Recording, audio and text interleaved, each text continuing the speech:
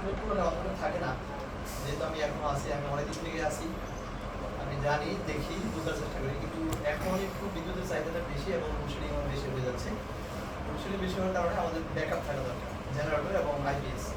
আমাদের হসপিটালে total IPS আছে 7টা, এর মধ্যে কালকে পর্যন্ত আমরা ফাংশনিং করতে পারছি 3টা, আর 4টা আইপিএস বিকল। তো আমি এই বিষয়ে আজকে ডিসি স্যারের সাথে পর্যন্ত আমার কথা হয়েছে, সে বলেছিলাম সকালে, পরবর্তীতে এসে ইউনোদের সাথে কথা হয়েছে, আমরা আজকেই হয়তো রাতেই হয়তো একটা নতুন আইপিএস বসাতে পারি, যদি আমরা মিস্ত্রি এবং ইঞ্জিনিয়ার পাই। আর হচ্ছে আমাদের জেনারেটর যেটা পুরাতন ছিল, আমি অফিসকে বলে দিয়েছি সেটাকে মেরামত করে ব্যাটারি বসে আছে, ব্যাটারি চার্জ দেওয়া হয়েছে, চার্জ হচ্ছে।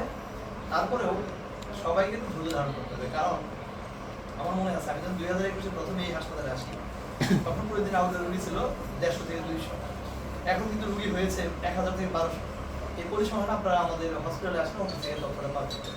প্রতিদিন কতজন রুগী আউটডোরে আসে চিকিৎসা নেওয়ার জন্য, এবং ভর্তি এই যে আমাদের মামুন ভাই বোধহয় বলেছেন এমন না, সেদিন একটা বাচ্চা রুগী আসছিল, অনেক শ্বাসকষ্ট নিউমোনিয়া জনিত কারণে আসছিল, নেপালে যখন দেওয়া যায় না বিদ্যুৎ ছিল, ওই সময় আমাদের নেবুলাইজার মেশিন আছে, সেটার সাথে আইপিএস এর সংযোগ দেওয়া আছে, কিন্তু আইপিএস টা সাপোর্ট না পাওয়ার কারণে, বিদ্যুৎ না থাকার কারণে বাচ্চাটাকে দেওয়া যায় না। ডক্টর ছিল সাগর সাহা, পরবর্তীতে ওনাকে ময়মনসিংহ রেফার করাই হইতো, কিন্তু একটা সিরিয়াস রোগীকে ময়মনসিংহ রেফার করার আগে আমরা যেটা করি, প্রাথমিক হয়তো একটু অক্সিজেন, গ্যাস অথবা ইনজেকশন দিয়ে তারপরে পাঠাই ওই বাচ্চাটাকে, হয়তো বা ওই সময় দিনে আর হচ্ছে দেখেন এখনো আমাদের হসপিটালে আজকে পর্যন্ত সকল বেড ফিল আপ।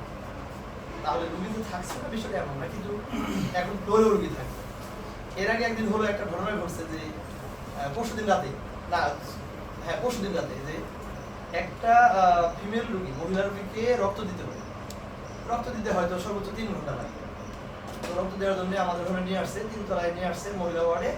আমাদের কর্তব্যরত নার্সরা বলছে যে এখন তো বেড ফাঁকা নাই, পরে একটা ম্যাট্রেস দেওয়া হয়েছে যে ফ্লোরে শোয়ায়ে ওইখানে আমরা ব্লাডটা দিব। কিন্তু রুগীর লোক যারা ছিল তারা হয়তো বা একটু এটা পছন্দ হয় না তাদের, যে হ্যাঁ আমাদের রুগী শোয়াবো না, শোয়ায় তারা যেটা করছে, ইমার্জেন্সির উপর 2 তলায় আছে আমাদের ডায়রি ওয়ার্ড, আপনারা জানেন, সাংবাদিক ভাইরা জানেন, ডায়রি ওয়ার্ডের রুগী কম ছিল, বেড ফাঁকা ছিল, ওরা নিজেরাই একটা পুরা বেড এই 2 তলা থেকে নিয়ে 3 তলায় নিয়ে ওয়ার্ডের ভিতরে 2 বেডের মাঝখানে ফাঁকা জায়গা থাকে, ওখানে রেখে ওখানে শোয়ায় তারা ওখানে ব্লাড দিয়ে পরে রাতে গেছে, পরে দিন সকালে আমরা বেডটা ডায়রি ওয়ার্ডে নিয়ে আসছি। তো এই দৃশ্য দেখার পরে আমরা যেটা করলাম, যে ইমার্জেন্সির পাশে আপনারা ওগুলো দেখছেন অনেকেই, যে আমাদের কিন্তু স্ক্রিন পর্দা দেওয়া আছে, ওখানে দুটো বেড দেওয়া হয়েছে, আমরা ওইটাকে ডে কেয়ার সেন্টার হিসেবে রাখার জন্য চিন্তা ভাবনা করেছি। ডে কেয়ার মানে হচ্ছে যে একটা রোগী ধরেন, যেমন অনেক সময় স্কুলে কলেজে বাচ্চারা কিন্তু হয়ে যায়, ছাত্রছাত্রী অসুস্থ হয়ে যায় গরমের কারণে, তো এখানে নিয়ে এসে একটু স্যালাইন দিয়ে একটু ওষুধ দিয়ে হয়তো 1 ঘন্টা 2 ঘন্টা অবজারভেশন রেখে পরে কিন্তু সে সুস্থ হয়ে যায়। তো এই রোগী তো ভর্তি দিয়ে আমার 3 তলায় ওয়ার্ডে রাখা দরকার, যেহেতু ওয়ার্ডে 3 ঘন্টা থাকে না, আমরা ডে কেয়ারটা চালু করেছি, যে এইখানে 1 ঘন্টা 2 ঘন্টা যদি কোনো রোগীকে সেবা দেওয়া করে সে সুস্থ হয়ে যাচ্ছে মনে হলো, তাহলে আমরা ওখান থেকে ওষুধ বাসায় পাঠাই, উপরে চাপটা কমানো হবে না। সেই লক্ষ্য নিয়ে গতকাল একটা মহিলাকে আবার নিয়ে আসছে, একটা 2টার পরে ব্লাড দেওয়ার জন্য, তখন আমরা ওই ইমার্জেন্সির পাশে যে বেড আছে ওইখানে শোয়াইয়ে তাকে 2-3 ঘন্টার মধ্যে ব্লাডটা দিয়ে শেষ করে পরে আমরা বাড়িতে পাঠিয়ে দিতে পারি। আমরা চেষ্টা করে যাচ্ছি, আপনারা সহযোগিতা করতেছেন, তবে আপনারা আমাদের যে ত্রুটি বিচ্যুতিগুলো আছে সেটা যখন আপনারা তুলে ধরছেন, তখন হয়তো আমরা আরো বেশি তৎপর হচ্ছি। যেমন এখানে আজকের তৎপরতায় কিন্তু একদম ডিসি স্যার পর্যন্ত কিন্তু বিষয়টা জানে, তো এটা হয়ে যাবে ইনশাল্লাহ। আপনাদের সহায়তা আমরা কামনা করি। আমি অনেক কথা বলে ফেললাম, আসলে আমাদের স্বাস্থ্য বিভাগের কথা অনেক বেশি, এবং আমাদের এই যে অনেক সময় দেখা যায় কুকুরে কামড়, দেখা যায় এক পাগলা কুকুরে অনেককেই কামড় দিয়ে ফেলছে।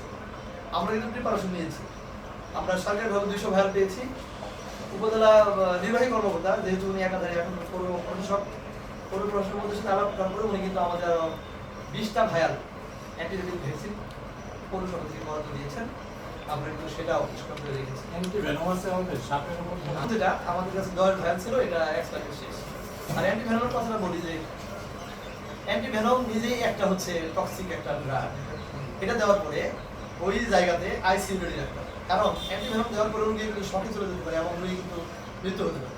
সেটার জন্য কিন্তু আইসিইউ ম্যানেজমেন্ট লাগে, আমাদের এখানে যেহেতু আইসিইউ নাই, এই জন্য আমরা হয়তো আগের নিয়ম অনুযায়ী হয়তো শেরপুর জেলা হাসপাতাল অথবা ময়মনসিংহ মেডিকেল কলেজে আমাদের রেফার করতে হয়, কিন্তু তারপরেও আমাদের কাছে 10 ভায়াল করে থাকে। আমাদের কাছে যে 10 ভায়াল ছিল সেটা এক্সপায়ার ডেট শেষ হয়ে গেছে, আমাদের জানে। কিন্তু অ্যান্টি রেবিস ভ্যাকসিন যেটা, এটা তো আর কোনো সমস্যা নাই, এটা তো কোনো অসুবিধা নেই, এই জন্য আমরা স্টকে রেখেছি, আমাদের রুগীরা কিন্তু পাচ্ছে। তো আমাদের এখানে কার্যক্রম সবই চলছে। আর একটা কথা আমি একটু বলি, আমাদের স্যার বলছেন যে অ্যাসেম্বলির একটা কথা যে আসলো, কিন্তু আমি স্বাস্থ্য বিভাগের লোক হিসেবে আমি যেটা বলতে চাই, আপনাদের কাছে বলতে রাখতে চাই যে প্রচন্ড গরম যদি হয়, ধরেন যে 10টা-11টার দিকে আপনি অ্যাসেম্বলি করতে পারবেন, তাহলে এই সময় না করে উচিত নয়। কারণ ধরেন হাসপাতালে অতএব যাতে এটা না হ্যাঁ এই আমি এই আইনটা রেখে এবং সকলের সুস্থ মঙ্গল কামনা করে এবং এই অনুরোধ জানিয়ে আমি আমার কথা শেষ করছি। ধন্যবাদ। আসসালামু আলাইকুম।